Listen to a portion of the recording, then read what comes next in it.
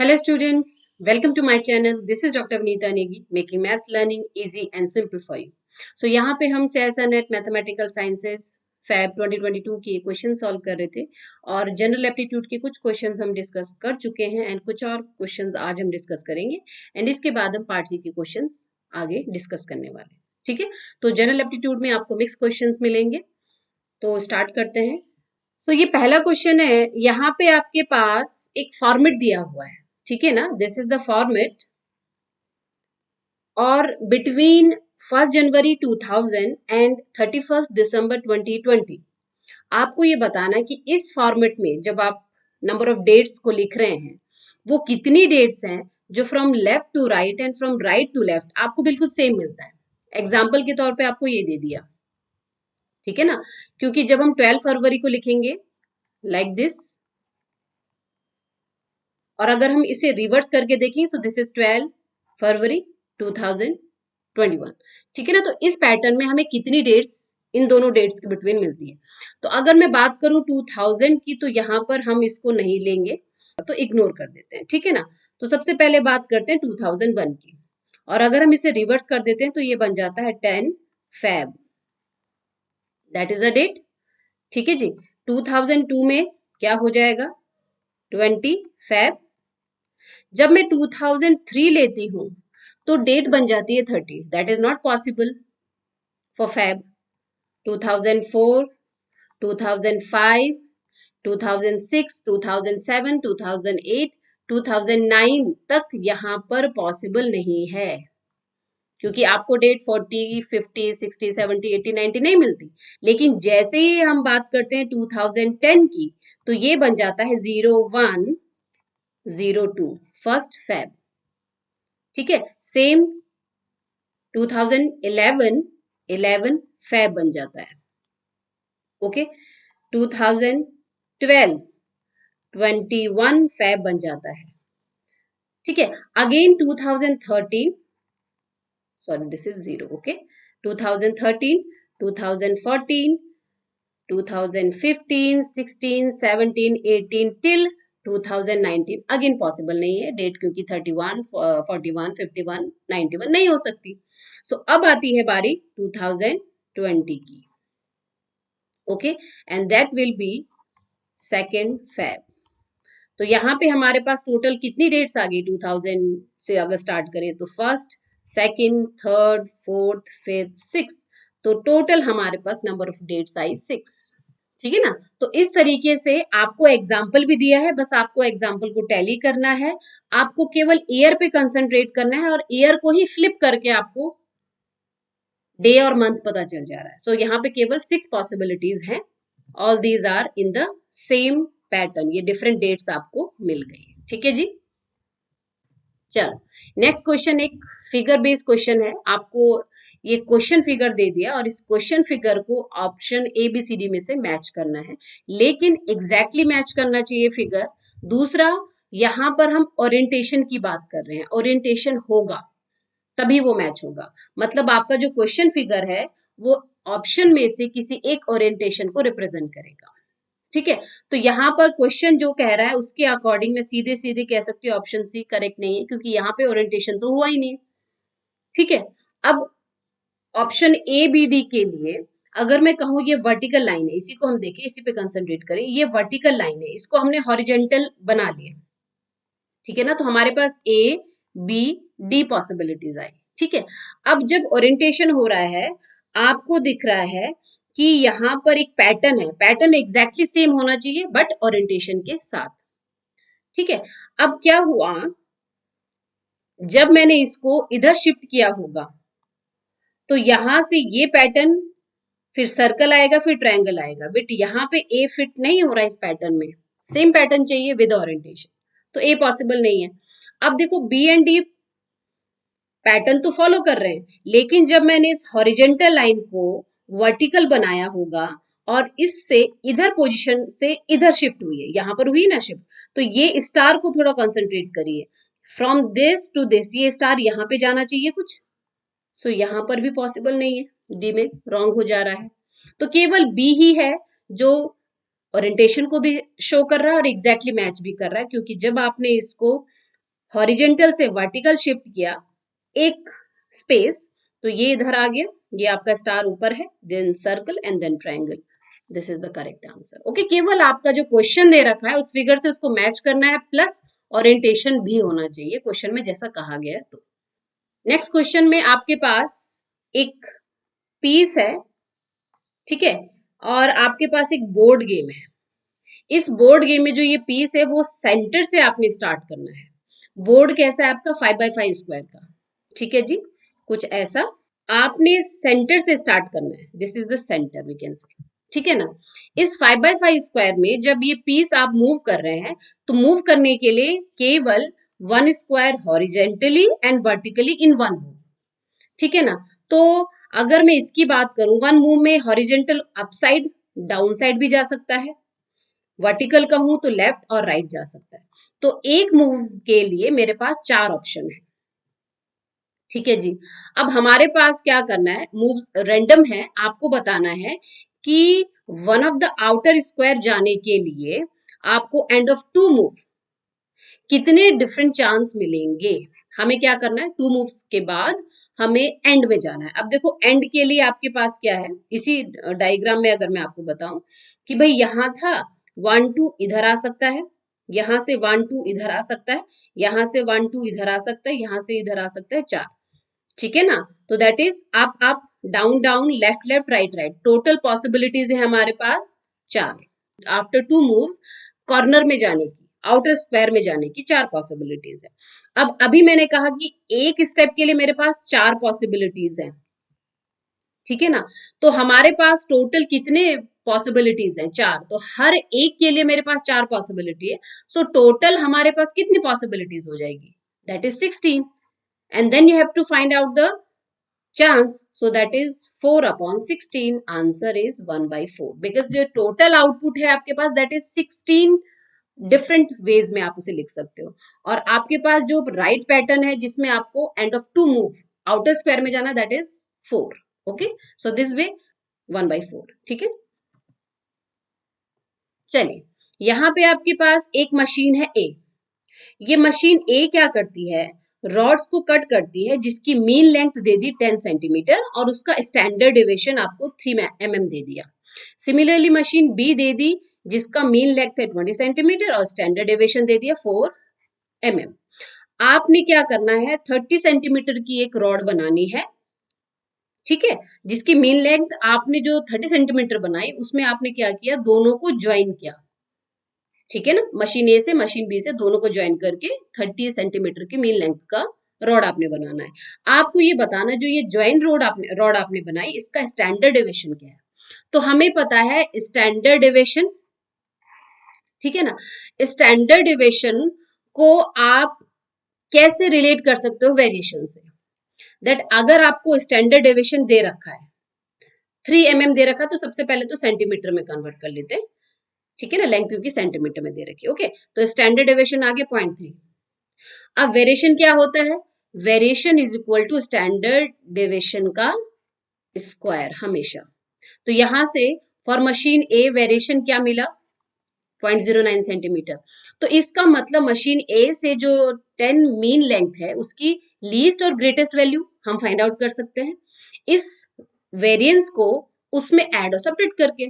जब ऐड कर देंगे तो सबसे बड़ी लेंथ आ जाएगी, सब्ट्रैक्ट कर देंगे तो सबसे छोटी लेंथ आ जाएगी। सिमिलर वे में मशीन बी के लिए स्टैंडर्ड डेविएशन दे दिया, mm है तो 0.4 सेंटीमीटर, वेरिएशन हमने निकाला 0.16 सेंटीमीटर।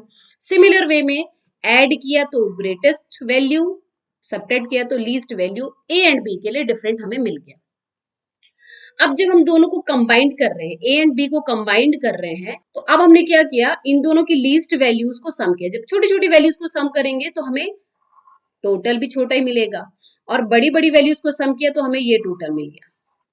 सो सेम जब कंबाइन करेंगे रॉड को तो वहां से आपको 2 वैल्यूज मिल जाती है, और इसका मीन क्या दे रखा आपको 30 सेंटीमीटर। जब आपने कंबाइन की तो रॉड का जो मीन दे रखा दैट इज 30 सेंटीमीटर। अब मीन आपके पास है, लीस्ट वैल्यू आपके पास है, ग्रेटेस्ट वैल्यू आपके पास है, तो रिस्पेक्टिव डिफरेंस अगर आप निकालोगे तो आपको क्या मिल जाएगा, वेरिएशन मिल जाएगा। जो हमने ऑप्शन ए, जो हमने मशीन ए एंड बी के लिए किया उसका रिवर्स कर रहे हैं आप, तो 30 का 29.75 के साथ डिफरेंस एंड 30 का 30.25 के साथ डिफरेंस आप निकालते तो बिल्कुल सेम चीज आपको मिलेगी 0.25. This is the variation. किसके लिए वेरिएशन? कंबाइंड रॉड के लिए वेरिएशन. ठीक है जी. और यहां से हमारा स्टैंडर्ड डेविएशन 0.5 आ जाता है स्क्वायर रूट लेने पे. इसी फॉर्मूले को रिवर्स कर देंगे तो, और हमारे पास क्योंकि mm में आंसर है तो answer will be 5 mm. So final answer is this. So आप जॉइंट रॉड के लिए स्टैंडर्ड डेविएशन इस तरीके से निकाल सकते हैं. ठीक है जी. नेक्स्ट क्वेश्चन आपका थ्योरेटिकल क्वेश्चन है. आपको क्या दिया है? If all the planets in our solar system were to move in the same plane it would necessarily imply. तो इस लाइन से हमें क्या रिजल्ट मिलता है? क्या sun centre of the solar system है? Implies this? No. That is sun हमारा सोलर सिस्टम है. सन तो हमारा सेंटर है ही सोलर सिस्टम का, इससे कोई कनेक्शन है नहीं. अगर मैं ऑप्शन सी की बात करूं दैट इज ऑल्सो रॉन्ग. इसका भी इससे कोई रिलेशन नहीं है. ऑप्शन डी भी रॉन्ग है because the radii of the planets are in harmonic progression. Because solar system में सन आपका सेंटर है, आपका Newton law of gravity work कर रहा है, हार्मोनिक प्रोग्रेशन में आपको रेडियाई मिल रही है, उसका इससे कोई कनेक्शन नहीं है. बट जो बी ऑप्शन है सीधे सीधे रिलेट करता है बिकॉज इसी वजह से आपके जो विजिबल प्लैनेट्स होते हैं वो हमेशा हमें अलाइंड दिखेंगे अलोंग अ स्ट्रेट लाइन. जब भी हम अर्थ से देखते हैं इन द स्काई तो वो सारे प्लैनेट्स जो हमें दिख रहे हैं वो एक स्ट्रेट लाइन में दिखते हैं. क्यों दिखते हैं? क्योंकि हमारा जो सोलर सिस्टम है वो सेम प्लेन में मूव कर रहा है. ठीक है ना. तो इस स्टेटमेंट का ऑप्शन बी से सीधा सीधा रिलेशन है, ए सी डी से रिलेशन है नहीं. तो बाय एलिमिनेशन आप इसका थ्योरेटिकली सॉल्व करके आंसर दे सकते हैं. कोई कैलकुलेशन नहीं, केवल रिलेट करनी है थ्योरी, जनरल साइंस है. ठीक है जी. चलिए एक और इजी क्वेश्चन आपके पास. यहां पर आपके पास number of grains and frequency का रिलेशन आपको दे रखा है. एक एक्सपेरिमेंट हुआ और नंबर ऑफ स्मॉल ग्रेन्स हमें क्या करना है, लेवल स्कूप बनाना है. और जब हम मेजर कर रहे हैं तो first time, second time, third time हमें number of grains in a scoop कितने मिल रहे हैं वो बताना है. फिर आपको क्वेश्चन यहाँ पे ये पूछा गया कि ये जो फ्रीक्वेंसी डिस्ट्रीब्यूशन आपको दे रखा है इनमें से कौन सा मोस्ट अनलाइक है, जो कि होने के लिए लगता है कि भाई पॉसिबल नहीं है ऐसा कुछ होना. सो अगर मैं कहूं सीधा सीधा हमारा ध्यान इस ऑप्शन बी पे जाएगा क्योंकि यहाँ पे नंबर ऑफ ग्रेन्स आपको बिल्कुल सेम मिल रहे हैं. हर स्कूप में आपको नंबर ऑफ ग्रेन्स सेम कैसे मिल सकते हैं? हो सकता है एक का डिफरेंस है, दो का डिफरेंस है, थ्री का डिफरेंस है. That can be this way, that can be this way, that can be this way. Different हो सकता है, वेरिएशन होगा, ऑटोमेटिक सी बात है. बट हर स्कूप में आपको सेम नंबर ऑफ ग्रेन्स मिले ऐसा पॉसिबल ही नहीं. इट मीन्स केवल बी ही यहाँ पे पॉसिबल आंसर है, एसीडी नहीं. ठीक है जी. चलिए next question height and distance का अच्छा सा क्वेश्चन है. दो विंडोज हैं आपके पास किसी बिल्डिंग में, एग्जैक्टली एक के ऊपर एक है. ठीक है ना. जो लोअर एज है पहली वाली का that is 2 metre and second वाली का 4 metre above from the ground दे रखा है.